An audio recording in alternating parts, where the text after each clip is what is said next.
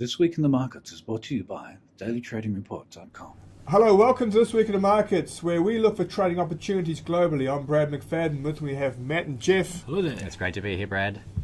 I'm moody. I'm really moody. Here we go. How moody? What Here are we you, go. what are you moody about today? Well, look, it really digs me when I see the complacency in Australia. You'd be talking about the recent Moody's report Yes. on the Australian economy. Moody's, of course, had a glowing report come out on how fantastic Australia is. I think it's one of the shiniest economic reports I've ever seen. Oh, I mean, It's a wonderful place, Australia, isn't it? It's all gold and silver here. Pictures are great. Did you check the author on that? I look like Wayne Swan. The wrote or was paying someone to write it. So we're not really going to trust that one. Oh, it's shocking. Now, it was saying the currency's stable, it's got the diverse economy, this and that. It's like, you'd actually, you would swear that Wayne Swan wrote it. It was ridiculous. And completely overlooked the biggest generator of growth in Australia, and that's nothing to do with Australia at all. It That is would be China. and no reference to that at all. It was so backward looking, it wasn't funny. Actually, it was quite funny. I should be laughing. And So there was no real indication, hey, the currency's fallen 10%, everything's okay. China is slowing down, everything's okay. well, they said the currency has fallen, but they said the reason why that had fallen because the US dollar has been so strong. But no reference to what the currency's done against Other currencies. like the Singapore dollar or the pound or euro, which has also been smashed against. So So that would indicate there's something more than the US dollar at play. exactly. With a little bit of Exactly. And 2-minute analysis, you can break. well, look, I can show you one chart that says it all. It just tells you what the chart? hell are these guys at Moody's thinking. So let's go to that chart now. So what are we actually looking at? Something looks quite bearish. Looks very It does. sick. Yeah. This is Multi-month the low. Looks Yeah, strangely yeah. attracted to your head. Yeah, it does, doesn't it? The sort of apex tool. Now, this is the index of the Aussie Small Cap Index. Okay, so little rats and mice type stocks. And this goes back, to about 2006. You can go back further if you want to, but I'll tell you what, this doesn't look, Matt, does this look like last 4 years, a miracle economy to you? This looks like an economy in trouble. It looked like things were going well, but then they've turned around and it looks like it's going to mean revert back to whatever that level is above your head. which is Exactly. the It GFC. looks like the next stop is 1500 on Where- that chart. And exactly where, Yeah. we were in the GFC. Now, The GFC, yeah. in that report, they mentioned the fact that it's been 22 years since Australia's had a recession. 22 years. How old were you? I was 9 years old. You would know, Nine. wouldn't you? You wouldn't know what a recession is, would you? I have no idea. I'm hoping we'd unpack that on this show. You could tell me what it is. Oh, it's not a nice thing. A lot of people would have no idea. That's a fact. I mean, it's almost like a generation of Australians who don't know what a recession is, don't know what hard times is.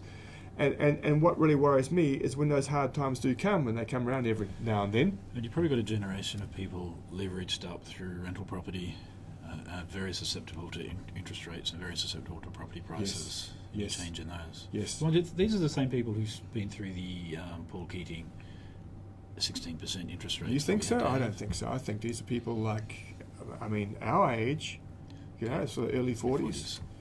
And not the 6-year-olds. Exactly.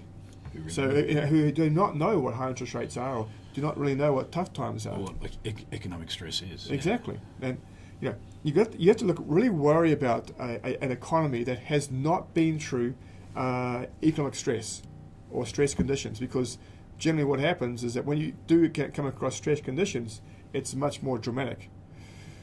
Maybe we could have a look at an economy that has been through that kind of stress conditions. I'm thinking immediately the Eurozone, the UK, the US. I'm thinking the US. Yeah, well, check out this. This is the index. This is the same index, but it's that of the US. So this is the. Did this get hit harder in the recession back in the GFC? Do you think? Oh, it got hit pretty well. The economy, the US economy got hit really hard. Hit in the same spot in your head. Yeah. And this is outperformed, I mean, look, compared to Australian markets dramatically. Look at that, new highs. Well, the remarkable thing is, okay, let's go back a couple of years. Everyone was saying how shocking the US is. It's going to a double dip recession is hitting us in the face again. Yeah, I was there around that time, and there was like a 1,000 home auction in California around Laguna Beach, I think it was. Yep. So Yep. that's like 1,000 But look, homes. yeah, in one 2010, 11, even last year, still talking about double dip recession in the US. Okay, Absolutely. but in Australia, double dip recession. Hey, we had a mining boom, man. Everything's flying. We could not do enough good things in Australia, and look what's happened. Brad, the very fact that the US has been through a recession, Australia hasn't, do you think prepares them more for a bull market like this? Exactly. Yeah, yeah. I mean, stability has come through, fragility. If that makes sense. Look, as I said before, be very, very wary of economies that have not been through stress conditions. One should be attracted to economies that have been through stress conditions because they're much more adept to deal with stress as time goes by. So, in your view, if I've got capital in my retirement fund, which is for Yes. long-term invested, Yes, if yes. I leave that invested in Aussie equity, Idiot. probably going to see that decrease over time. Yeah.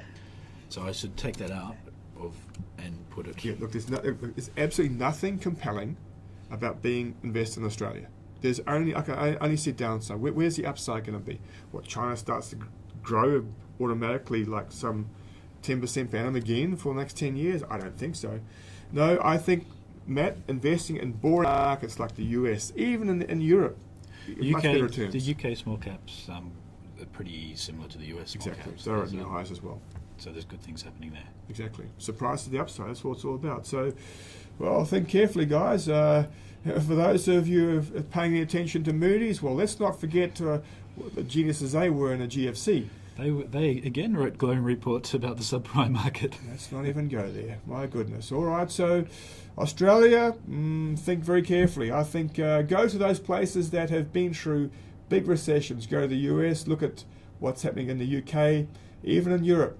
Safer, much safer than Australia. Good luck. McFadden out. That's bye for me. And bye from me.